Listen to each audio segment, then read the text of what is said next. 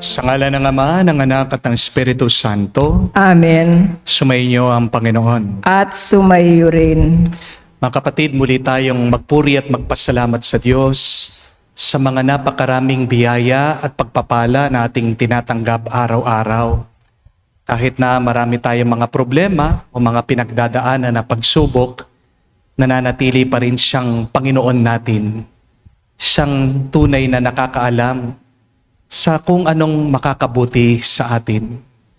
Aminin natin ang mga pagkakataon na kung saan tayo'y nagmamagaling. Ang mga pagkakataon na kung saan nakalimutan natin na meron tayong isang makapangyarihan Diyos. Ang mga pagkakataon na kung saan pilit nating binabago ang hindi naman natin mabago-bago. Kaya naman itong naging ugat ng ating kalungkutan. Sa mga pagkakamali natin, tayo magpakumbaba, aminin natin ulit ang ating mga pagkakasala para maging karapat-dapat tayong makatanggap sa mga banal na misteryo. Inaamin ko Sa makapangyarihang Diyos at sa inyo mga kapatid, na lubha akong nagkasala sa isip, sa salita, sa gawa at sa aking pagkukulang. Kaya isinasamo ko sa mahal na Birheng Maria, sa lahat ng mga anghel at mga banal, at sa inyo mga kapatid, na ako'y ipanalangin sa Panginoong ating Diyos. kawan tayo na makapangyarihang Diyos, patawarin tayo sa ating mga kasalanan at patnubayan tayo sa buhay na walang hanggan. Amen. Panginoon, kaawaan mo kami. Panginoon, kaawaan mo kami. Kristo, kaawaan mo kami. Kristo, kaawaan mo kami. Panginoon, kaawaan mo kami. Panginoon, kaawaan mo kami. Manalangin tayo. Ama naming makapangyarihan, ang dangal naming bigay mo nung kami likhain, ay higit mo pang pinadakila sa pagtubos sa amin. Tungayan mo ang pagdiriwang ng muling pagsilang upang ang mga binigyan mo ng bagong buhay. Nung sila ay binyagan, ay manatiling iyong pinagpala at binasbasan. Sa pamagitan ni Jesucristo kasama ng Espiritu Santo, magpa sa walang hanggan. Amen.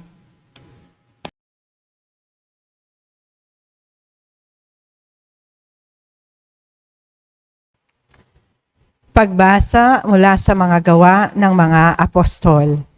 Mula sa Paphos, si Pablo at ang kanyang mga kasama ay naglayag at dumating sa Perga ng Pamphylia.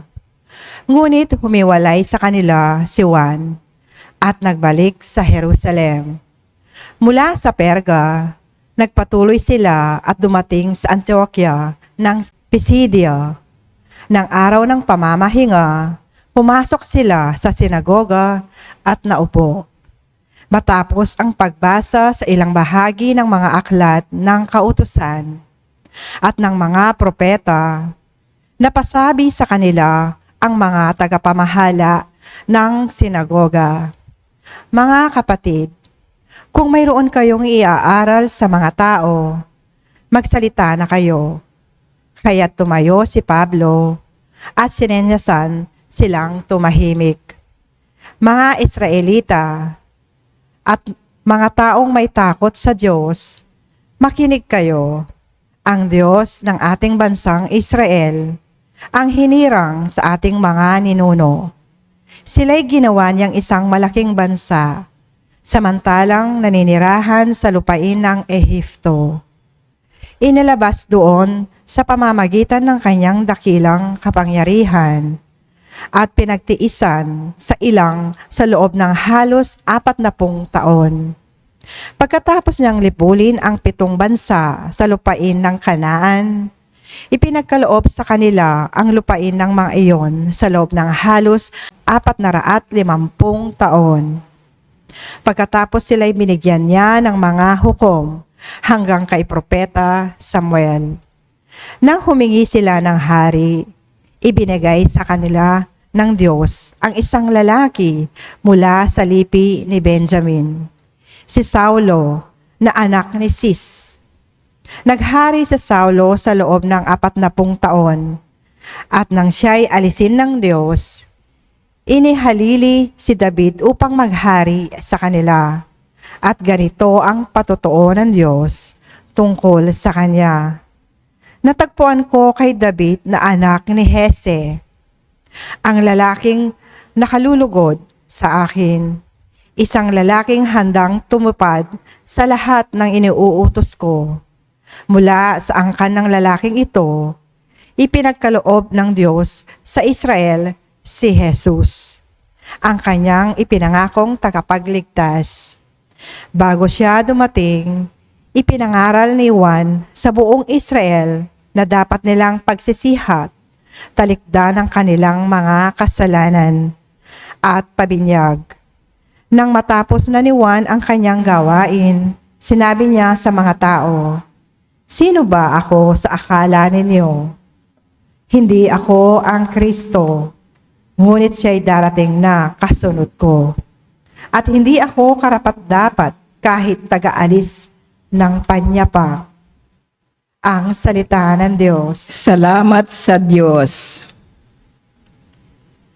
Pag-ibig mong walang maliw ay lagi kong sasambitin. Pag-ibig mong walang maliw ay lagi kong sasambitin. Pag-ibig mo poon na di magmamaliw, ang tuwi-tuwin ay aking aawitin. Ang katapatan mo'y laging sasambitin. Iyaong pag-ibig mo'y walang katapusan. Sintatag ng langit ang iyong katapatan. Pag-ibig mong walang maliw ay lagi kong sasambitin. Ang piniling lingkod na ito'y si David, aking pinahiran ng banal na langis, kaya't palagi ko siyang aakbayan, at siya'y lalakas sa aking patnubay. Pag-ibig mong walang maliw ay lagi kong sasambitin. Ang pagtatapat kong pag-ibig na wagas ay iuukol ko't aking igagawad, at magtatagumpay siya oras-oras. Ako'y tatawaging Ama niya't Diyos, tagapagsanggalang niya't manunubos. Pag-ibig mong walang maliw ay lagi kong sasambitin.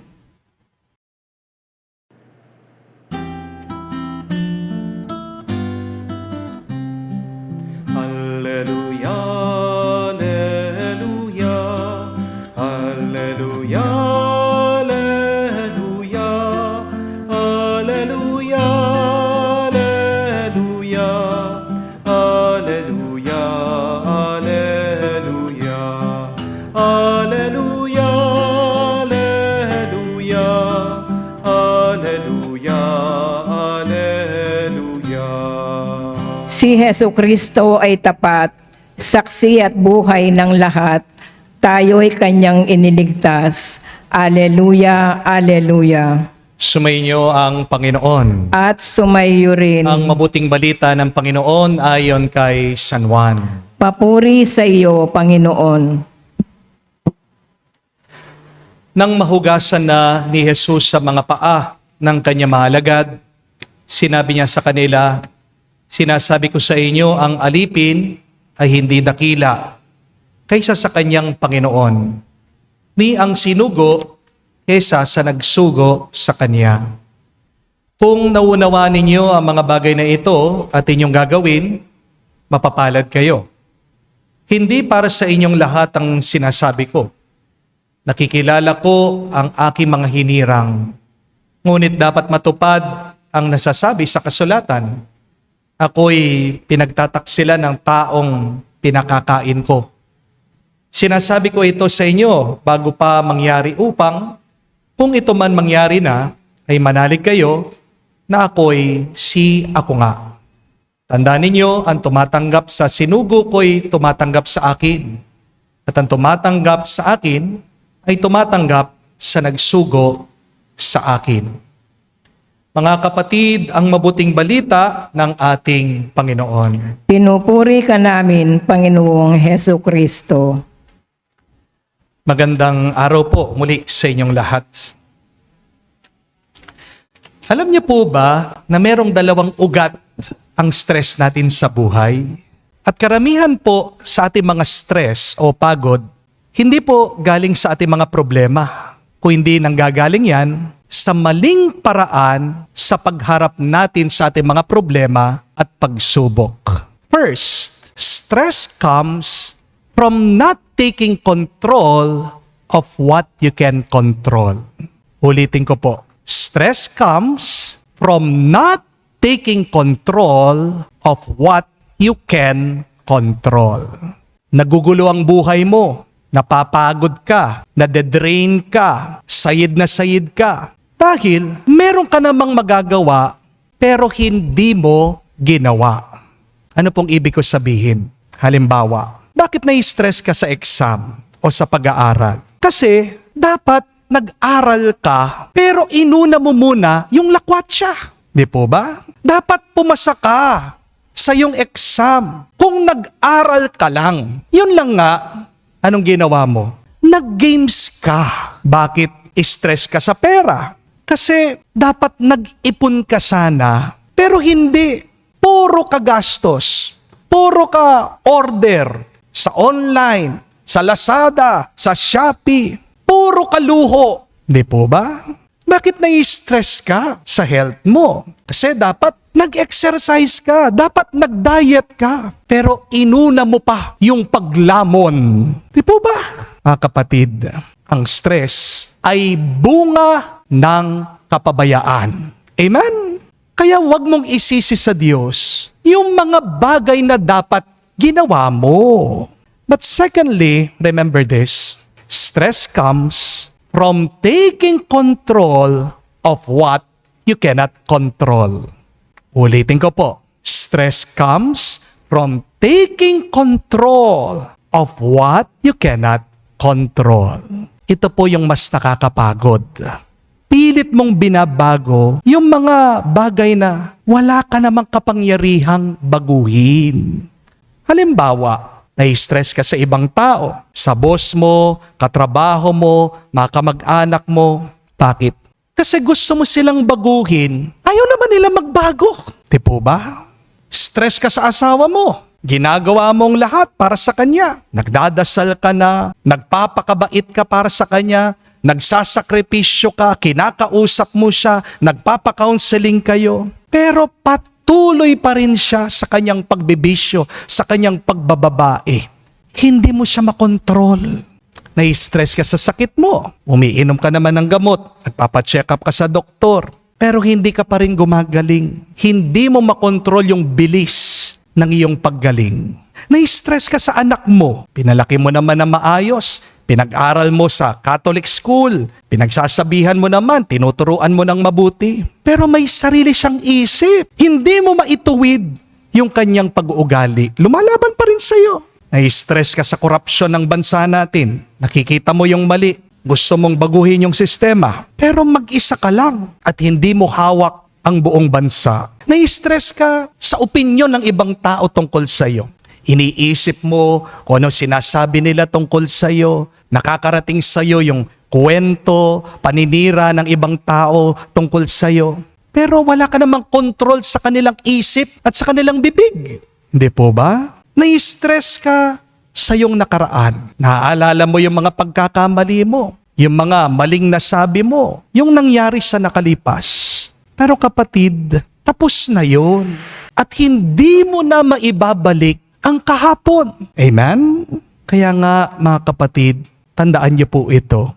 Hindi naman mawawala ang stress natin sa buhay. Pero pwede mo pa rin baguhin kung paano ka tutugon sa iyong mga stress. At dito po papasok ang ating mabuting balita. Sa gitna ng ating mga problema, pagsubok, stress sa ating buhay, may Panginoon tayo.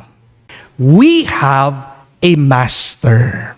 Ang ating Panginoong Jesucristo, siyang mabuting pastol, siya ang guro, siyang ating gabay, siyang mas makapangyarihan kesa sa atin. Kaya nga sana, para hindi ka ma-stress, tigilan mong ginagawang Diyos ang iyong sarili. Tigilan mong ginagawang Panginoon ang iyong sarili. Ang problema kasi, gusto natin, kontrolado natin ang lahat. Gusto natin, hawak natin ang resulta. Gusto natin, tayo ang masusunod. Pero mga kapatid, hindi ikaw ang master. Remind yourself that you are not God. You are not the Lord. Kaya ang paanyaya ng ating ebanghelyo ngayon, huwag kang magmarunong. Huwag ka ring maging tamad. Magpakumbaba ka palagi. Anong ibig sabihin ng pagpapakumbaba? Nakikita mo yung pwesto mo sa mundo. Alam mo, meron pa nakakataas kesa sa iyo. Dahil ang stress, nagmumula po sa dalawang ugat. Una, katamaran. Hindi mo ginawa yung dapat mong gawin. Di po ba? At ang pangalawang ugat ng stress ay kayabangan. Ginagawa mo yung hindi mo naman dapat gawin. This is why we should remember, do only what you can and surrender what you cannot. Amen? Kaya kung meron kang kayang gawin, gawin mo ng buong puso. At kung meron kang hindi magagawa, ipagkatiwala mo sa Diyos, ang ating Panginoon. Minsan po merong kwento tungkol po sa dalawang bata naglalaro po sa tabi ng ilog. Pero sa kanilang paglalaro, nahulog po sila doon sa tubig. Yung isang bata po na nahulog sa tubig, hindi po lumaban sa agos. Nagpaanod lang siya sa tubig. At tuwang-tuwa po yung bata, nag-floating siya. Pero yung isang bata, nilabanan po niyang agos. No? Nagsiswimming po siya. Sa kakastruggle po niya, nilalabanan niyang agos, nasugat siya sa mga bato. Sumigaw po ito, umiyak. Kapatid, tandaan niyo po ito. Ang kapayapaan, hindi po nagmumula sa pagkontrol. Ang kapayapaan ay nagmumula sa pagsuko at sa pagtitiwala sa daloy ng kalooban ng Diyos. Don't ever forget that peace comes not from controlling, but peace comes from surrendering to the flow of God's will. Kaya sana wag po nating makalimutan. Wag mong papatayin ang iyong sarili sa sobrang pag-aalala. Wala ka namang mababago sa iyong sitwasyon kahit na kaisipin mo ito. Sa iyong kakakontrol, hindi mo namang kayang baguhin ang lahat sa iyong buhay. Tanging ang Diyos lang ang may control. At yan ang mabuting balita. Kapag ang Diyos ang may hawak sa lahat, alam natin, ang katapusan niyan ay mabuti. Amen? This is why we should always humble ourselves before the Lord. Kilalanin mo ang kapangyarihan ng Diyos. Isuko mo ang iyong puso sa Kanya. At doon mo mararanasan ang tunay na kapayapaan. Because peace comes from surrendering to the power of God. Amen. Tumayo po tayo. Habang nakatipon tayo ngayon bilang isang bayang nangangailangan, manalangin tayo na may pusong nagpapakumbaba sa Diyos Ama, taglay ang pagtitiwala sa Kanyang dakilang habag. Ating sabihin, Panginoon, dinggin mo kami. Panginoon, dinggin mo kami. Ang mga namumuno sa simbahan, naway panatilihing buhay ang kanilang pagtatalaga ng sarili sa pangangaral ng Ebanghelyo. Manalangin tayo sa Panginoon. Panginoon, dinggin mo kami. Ang mga pinagkatiwalaan ng pamumuno, naway mag-akay at maging gabay ng mga tao sa diwa ng paglilingkod. Manalangin tayo sa Panginoon. Panginoon, dinggin mo kami. Ang mga tumalikod sa kanilang pananampalataya, naway mahikayat pabalik sa pamilya ng Diyos. Manalangin tayo sa Panginoon. Panginoon, dinggin mo kami. Sa katahimikan po ng ating puso, sabihin natin, banggitin natin sa Diyos ang ating mga personal na pangangailangan. Amang makapangyarihan, tinawag mo kami upang makasama mo, maging tapat nawa kami sa pagsunod sa iyong anak sa daan patungo sa iyong kaharian. Hinihiling namin ito sa pamagitan ni Kristo na aming Panginoon. Amen.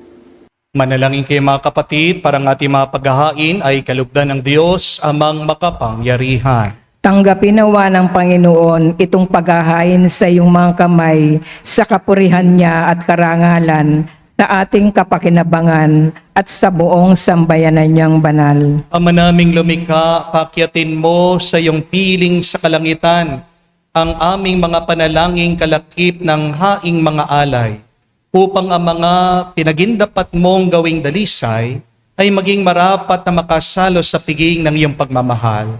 Sa pamagitan ni Jesucristo kasama ng Espiritu Santo, magpa sa walang hanggan. Amen. Sumainyo ang Panginoon. At sumayo rin. Itaas sa Diyos sa inyong mga puso at diwa. Itinaas na namin sa Panginoon. Pasalamatan natin ang Panginoong ating Diyos. Marapat na siya ay pasalamatan. Ama namin makapangyarihan, tunay nga marapat ikaw ang aming pasalamatan.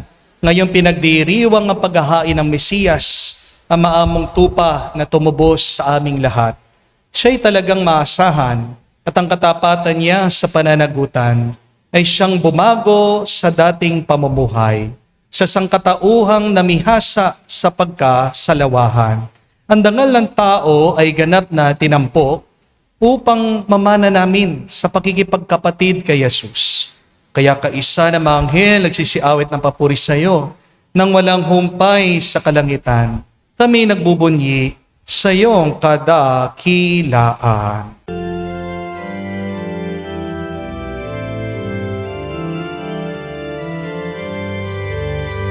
Santo, Santo, Santo, Panginoong Diyos ng mga hukbo, napupuno ang langit at lupa ng kadakilaan mo.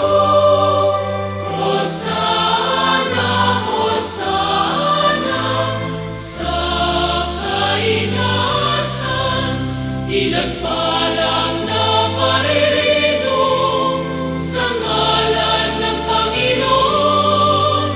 Hosana, Hosana, sa kainasan. Hosana, Hosana, sa kainasan.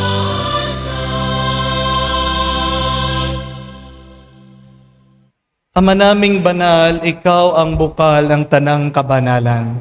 Kaya't sa pamagitan ng iyong Espiritu, gawin mong banal ang mga kaloob na ito, upang para sa amin maging katawan at dugo ng aming Panginoong Jesucristo.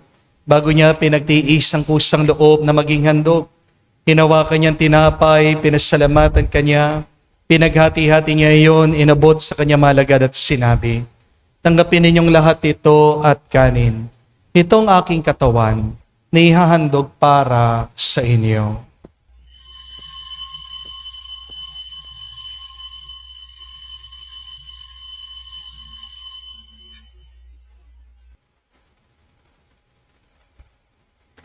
Gayon din naman na matapos ang hapunan, hinawakan niyang kalis, muli kanyang pinasalamatan. Nabot niya ang kalis sa kanyang malagad at sinabi, tanggapin ninyong lahat ito at inumin. Ito ang kalis ng aking dugo, ng bago at walang hanggang tipan. Ang aking dugo na ibubuhos para sa inyo at para sa lahat sa ipagpapatawad ng mga kasalanan. Gawin ninyo ito sa pag-aalaala sa akin.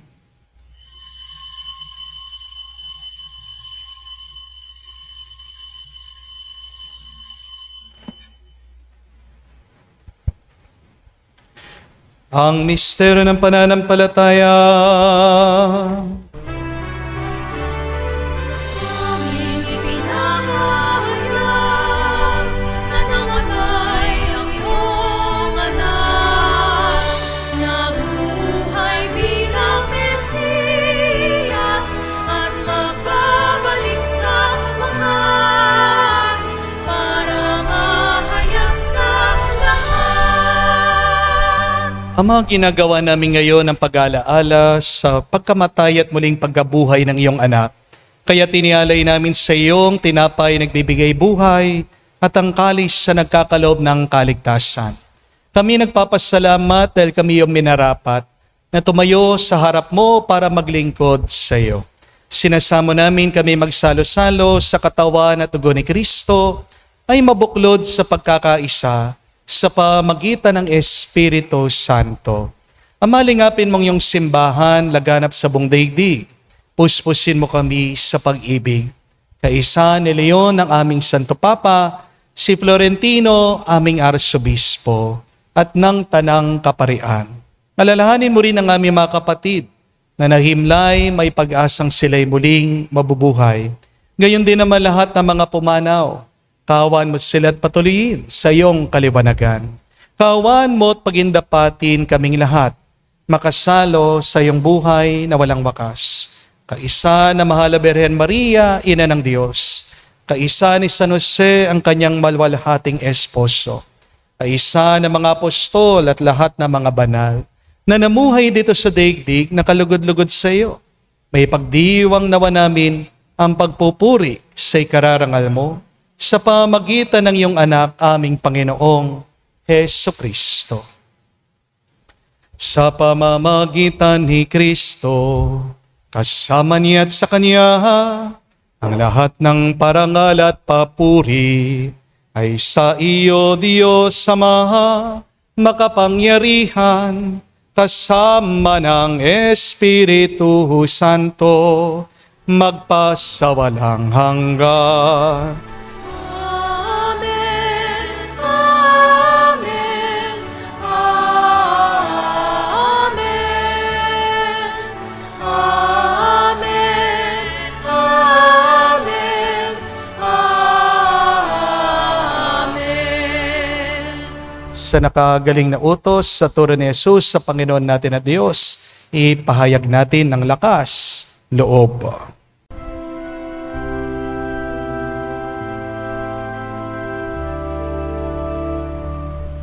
Ama namin, sumasalangit ka, sambahin ang ngalan mo, mapasa amin ang kaharian mo, sundin ang loob mo dito sa lupa para nang sa langit. Bigyan mo kami ngayon ng aming kakanin sa araw-araw, at patawarin mo kami sa aming mga sala para ng pagpapatawad namin sa nagkakasala sa amin. At huwag mo kaming ipahintulot sa tukso, at iadya mo kami sa lahat ng masama. Hinihiling namin kami, Adya, sa lahat ng masama, pagkalooban ng kapayapaan araw-araw, iligtas sa kasalanan, at ilayo sa lahat ng kapahamakan, samantalang aming pinanabikan ang dakilang araw ng pagpapahayag ng tagapagligtas naming si Heso Kristo. Sapagkat iyo ang kaharian at ang kapangyarihan at ang kapurihan magpakailanman. Amen. Panginoong Heso Kristo, sinabi mo si mga apostol, kapayapaan ang iniwan ko sa inyo, ang aking kapayapaan binibigay ko sa inyo. Tungayan mo ang aming pananampalataya at tuwag ang aming pagkakasala. Pagkalooban mo kami ng kapayapaan at pagkakaisa ayon sa iyong kalooban. Kasama ng Espiritu Santo, magpa sa walang hanggan. Amen. Kapayapaan ng Panginoon ay laging sumainyo. At sumayo rin. Bigayan po tayo ng kapayapaan sa bawat isa. Isyo po, kapayapaan po sa inyong lahat.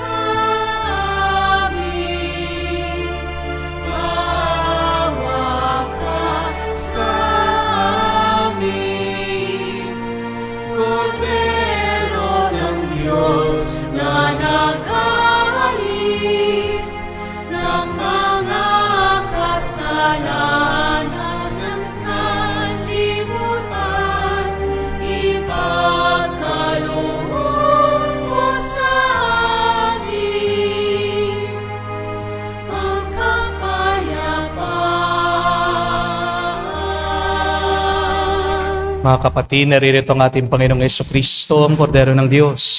Siya nag-aalis sa mga kasalanan ng sanlibutan. Mapalad tayong lumalapit sa piging ng Kordero.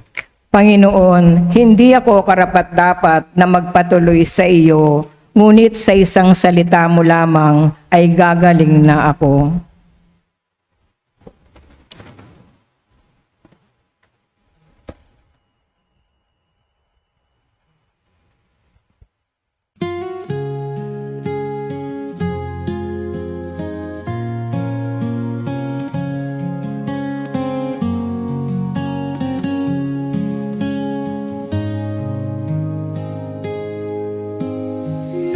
Napakadakila ng iyong pagmamahal, buhay at pag-ibig iyong bigay, at kahit sala ang naging kapalit, ika'y tapat pa rin sa pag-ibig.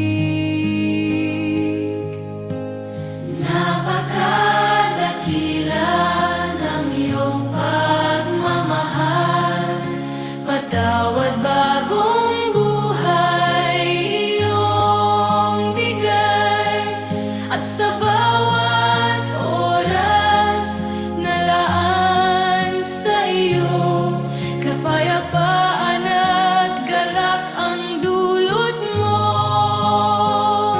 Kaya Jesus, ikaw ay susundan, dahil sa pag-ibig na walang hanggan. Ang mundo at sariling lilimutin, kababaan, karukan, kalinis ay pipiliin sa buhay na alay.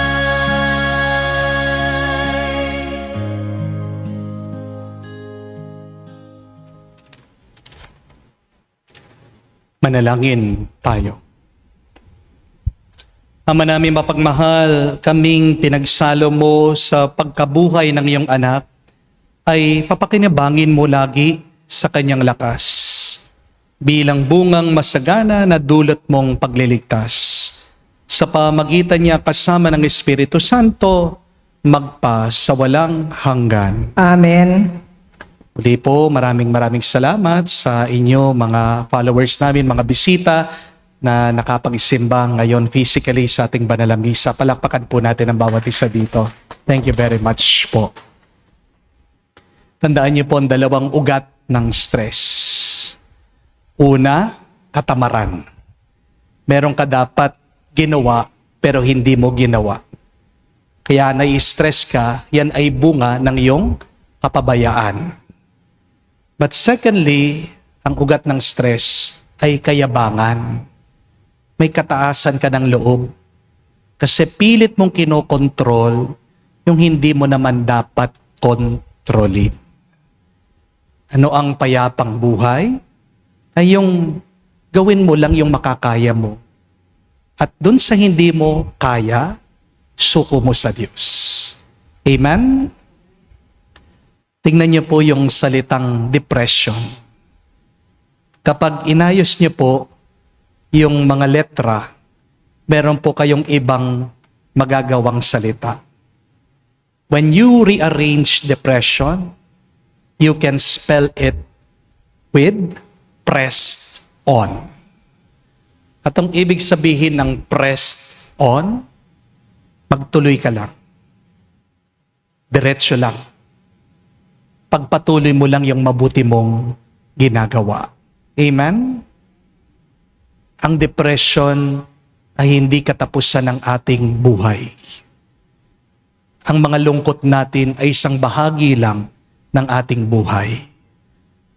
Palagi ko pong sinasabi ito, kapag dinidiin ka, binababa ka. Yan po yung stress. Isipin mo, para kang spring. Alam niyo po yung spring? Yung paikot-ikot. Pag binaba mo yan, Pag binitawan mo, anong mangyayari sa spring? Tatalon yan.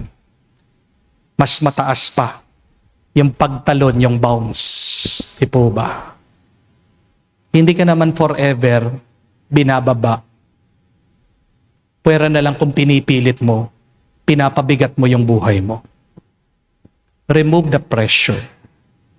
At paano? Tiwala ka, sumunod ka sa ating Panginoon, our Master. Pag nakinig ka sa kanyang kagustuhan, sumunod ka sa kanyang kagustuhan, makikita mo, magiging mas magaan ang iyong buhay. Press on.